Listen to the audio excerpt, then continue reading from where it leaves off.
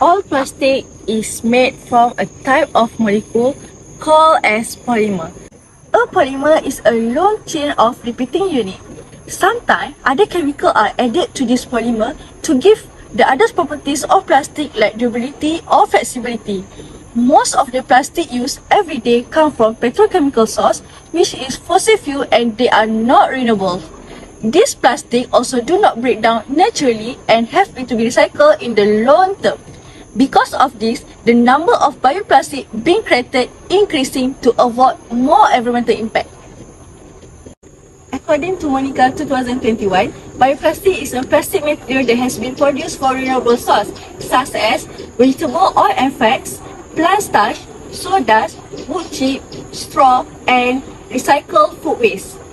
This renewable source has a natural polymer which can be turned into plastic product. The objective of this experiment is to produce bioplastic using potato starch and identify the characteristic of bioplastic from potato and commercial starch. Now, let's see how to make bioplastic. Oh no, before that, this is the material and apparatus that used for make a bioplastic. Okay, first of all, the potatoes have been cleaned.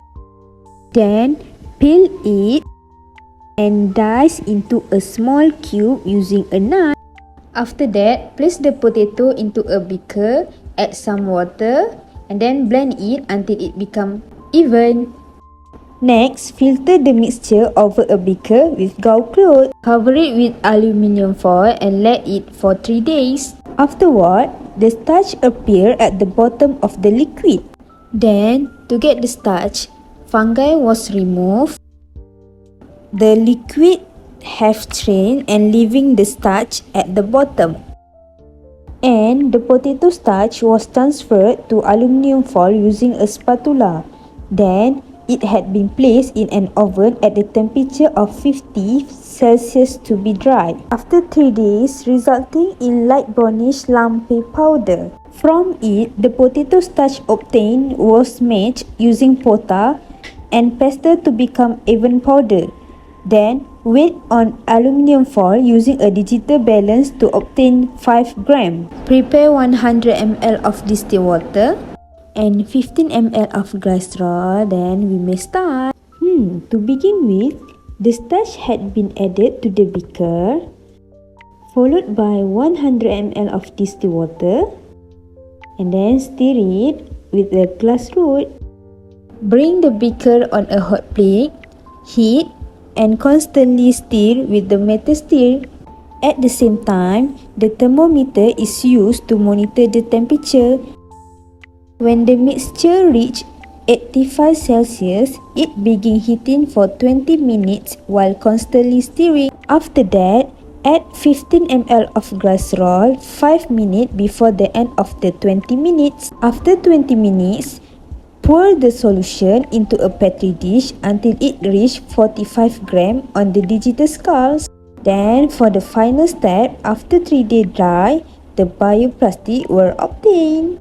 And last, to see the difference, all the steps were repeated by using a commercial starch. This is the final result after 3 days dry in room temperature. Based on the result, the differences in the color of the bioplastic is clearly visible. As it can be seen in the picture shown, a bioplastic produced from commercial starch appeared more clearer compared to the bioplastic made from potato starch, which had a slightly cloudy appearance.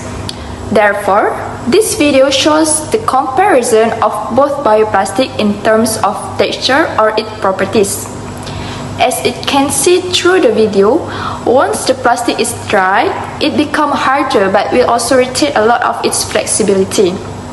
Both bioplastic exhibit similar elastic properties, but as for the bioplastic made from potato starch, the bioplastic may not seem impressive at the moment, but it holds the potential to substitute petroleum-based plastic according to its elastic properties.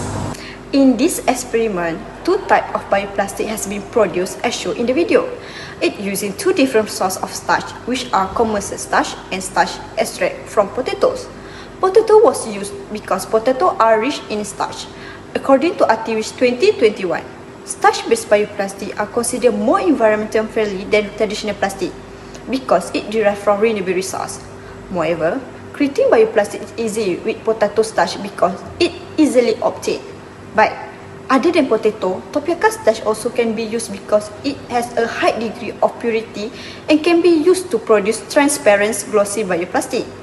As mentioned in the previous result, the bioplastic turns out cloudy because there is an error during the filtration of potato starch, which failed to remove all the fibers, resulting in a slightly brownish thing mixing with the starch.